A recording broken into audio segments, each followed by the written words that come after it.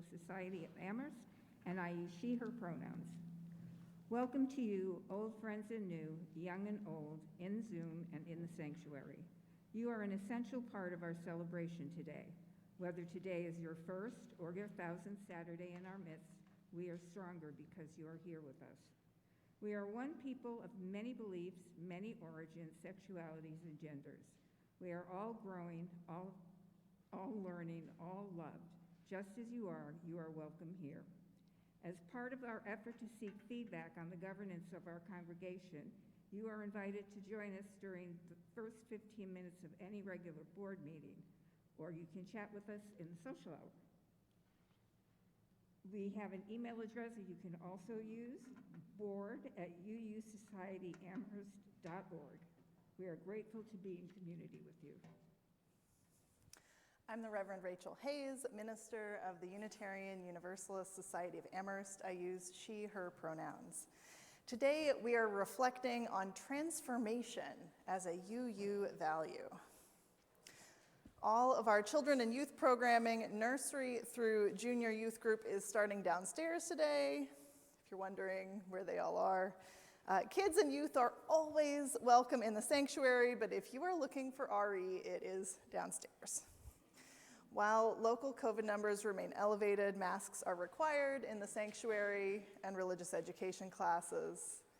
Any of our worship leaders who unmask have had a negative COVID test this morning.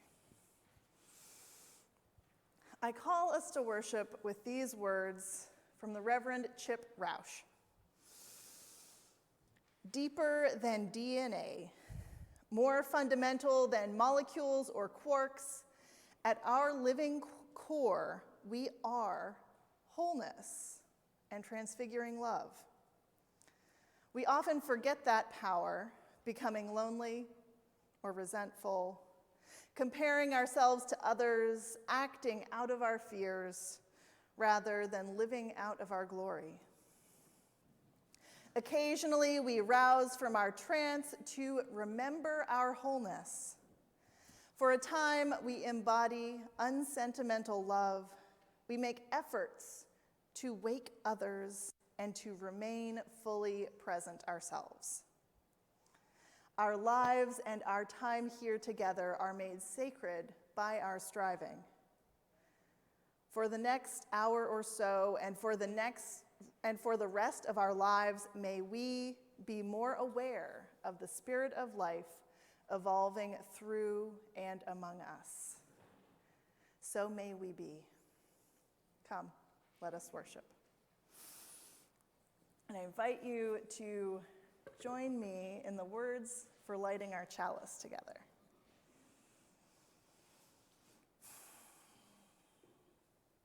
We light this flame to invite a world of peace where we heal the wounds, where we share what we have with one another, where justice is another word for relationship, and we listen for what love has to say. So I might have thrown you for a bit of a loop calling this a time for all ages when the kids are downstairs, but we are of many ages in this room, and that counts. The year moves onward. We're beginning to come out of the deep darkness of winter. The light is growing.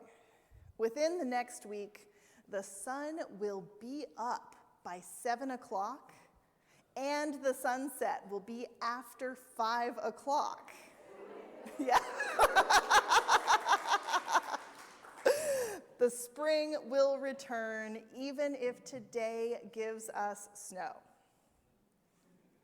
Change is always with us. And I invite you to think of one thing in your life, in our congregation, or in the world that you would like to transform.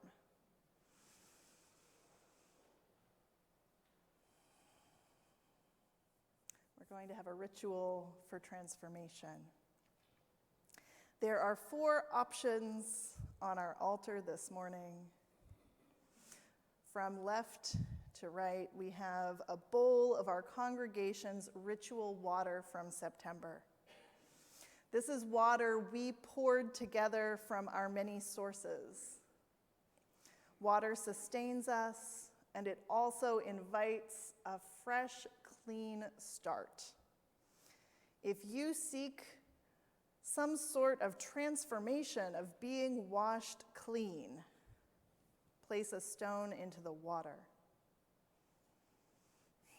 We have a bowl of earth, soil, dirt.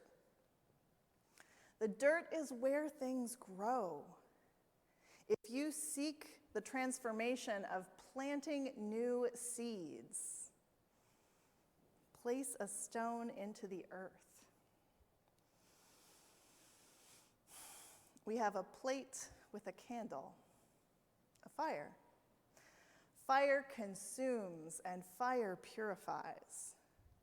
If you seek the transformation of reducing something to its simplest elements to make something new, place a stone next to the candle. And last, we have a basket that may look empty, but is in fact full of air. Air is freedom and movability. If you seek the transformation of liberation or of simple blessing, place a stone into the basket of air. As you're ready, come forward during the music to place these stones of transformation. And for our participants on Zoom, you are welcome to enter earth, water, fire, or air for where you would place your stone for transformation, and we'll make sure that we get a stone there for you.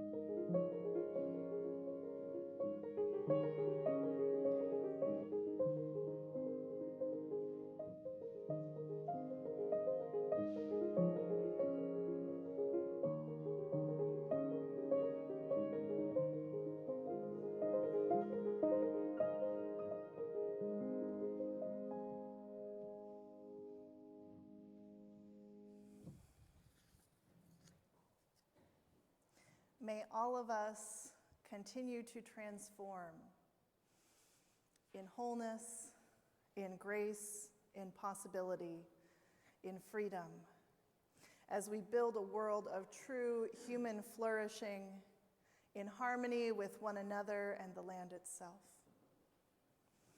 Blessed be. Amen.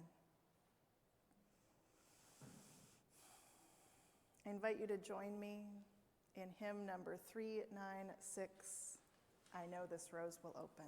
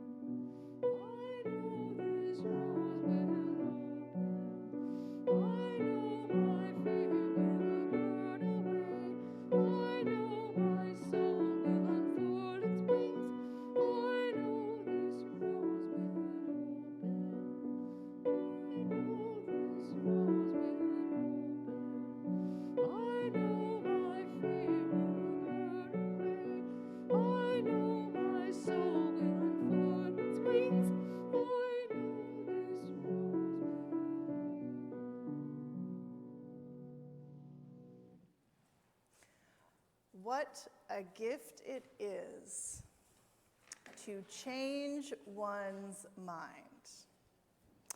Somebody, Dia this morning, and usually a board member these days, says at the beginning of every Sunday service, we are all growing, all learning, all loved.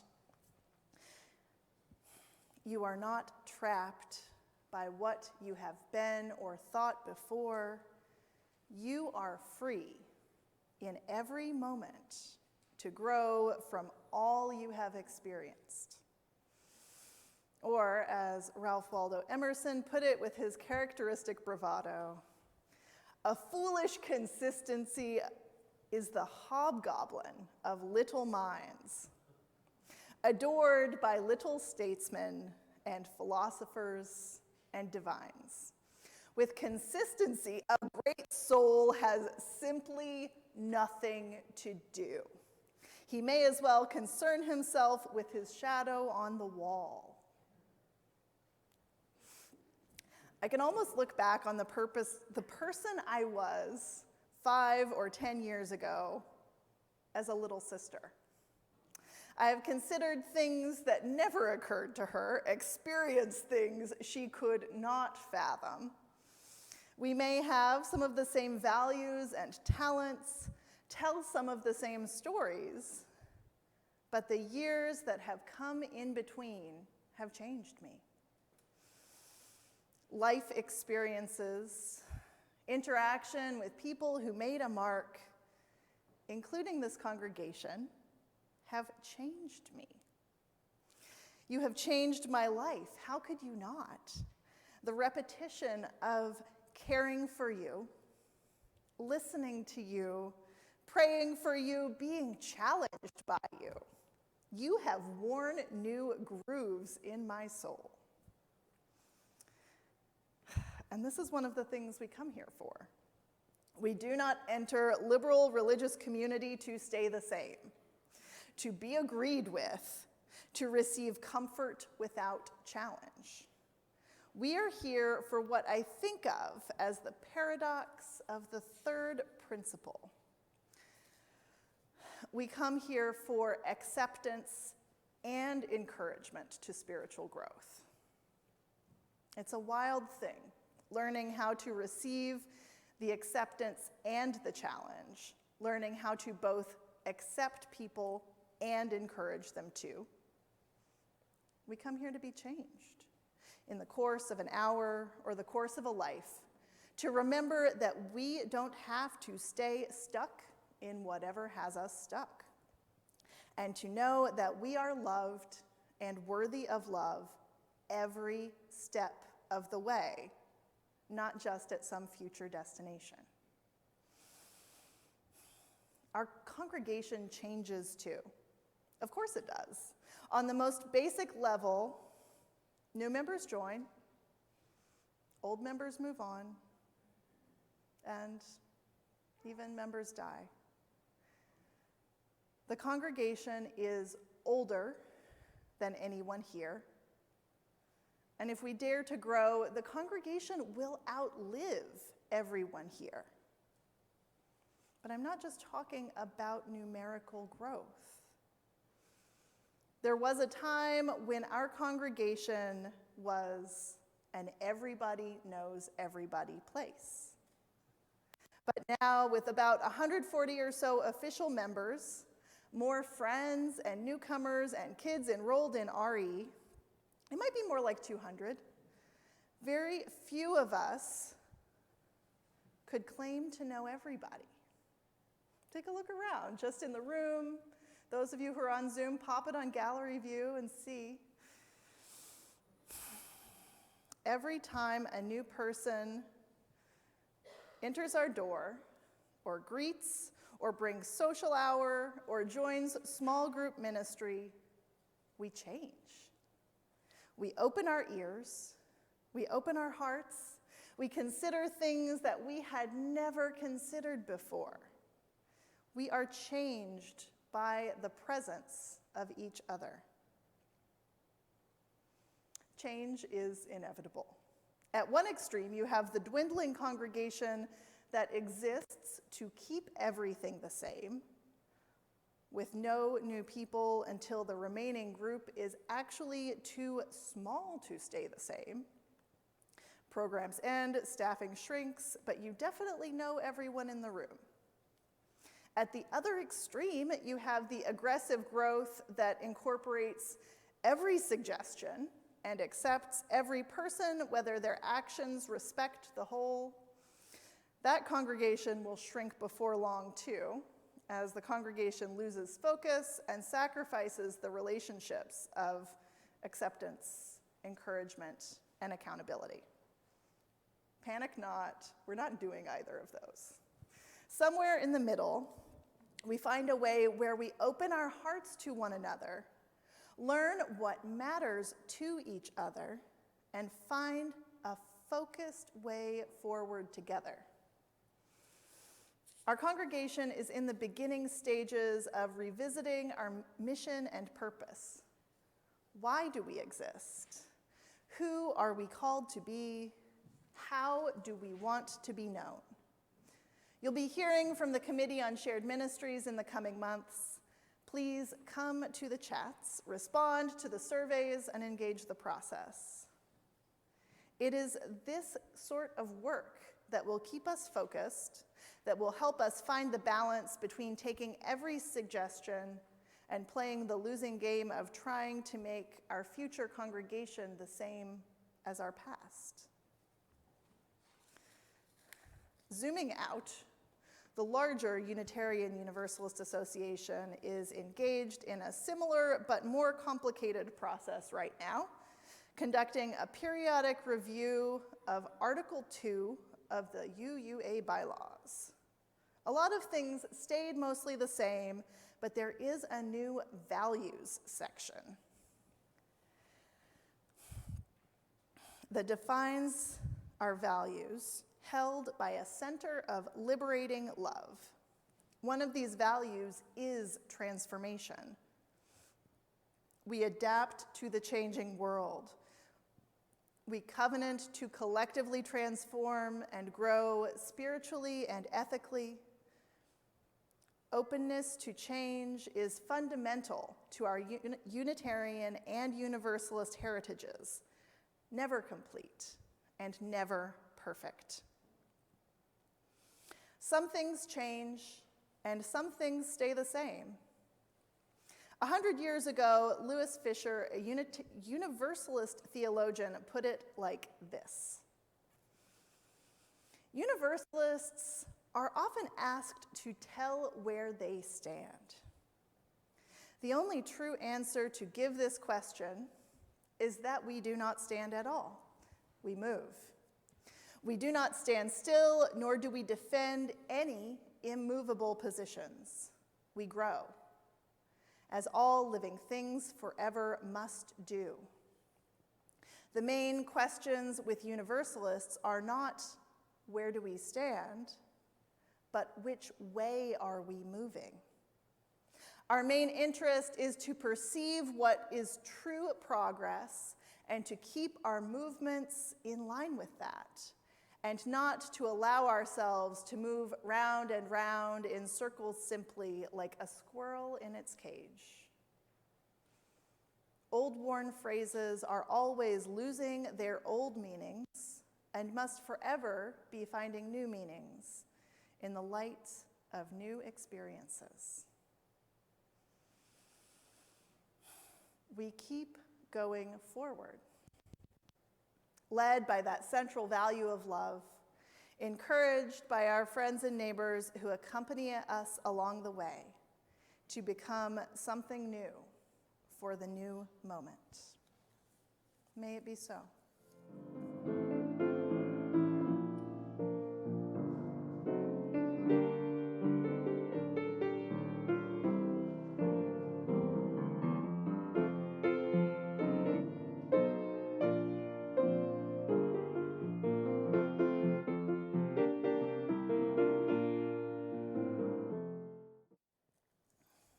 Our meditation this morning comes from the Reverend Michelle LaGrave. You and I, are in between right now. In between what was and what will be. In between who we were and who we will become. In between letting go and embracing, in between saying hello and saying goodbye. In-betweenness, it's a thing.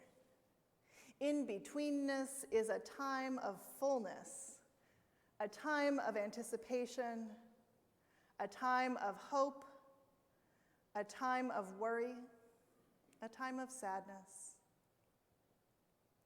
In-betweenness is a time of waiting. Waiting for news, waiting for departure, waiting for arrival, waiting for death, waiting for life.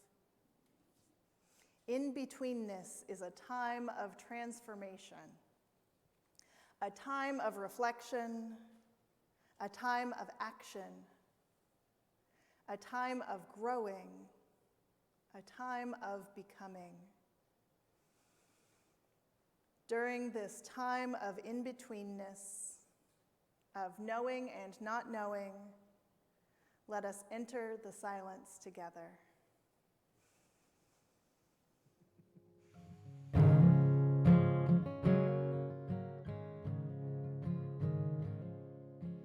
Blackbird singing in the dead of night. Take these broken wings and learn to fly. All your life, you were only waiting for this moment to arise.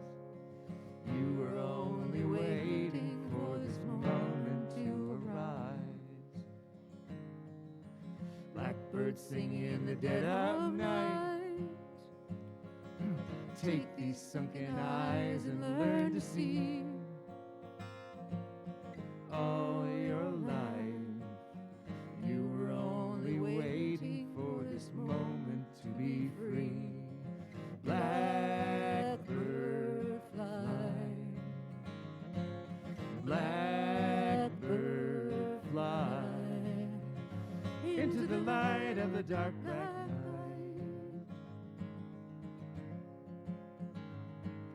Blackbird singing in the dead of night. Take these broken wings and learn to fly. All your life, you were only waiting for this moment to arise. Blackbird fly. Blackbird fly into the light of a dark black night. Blackbird singing in the dead of night. Take these sunken eyes and learn to see. All your life, you were only waiting for this moment to be free. You were only waiting for this moment to be free. You were only waiting for this moment to be free.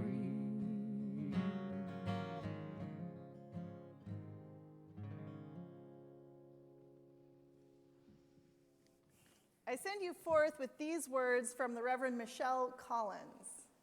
Changes abound, around us, within us, between us, in our communities, our neighborhoods, and our beloved faith communities. Changes abound. May we each find the balance point we need as we move through our ever-changing world.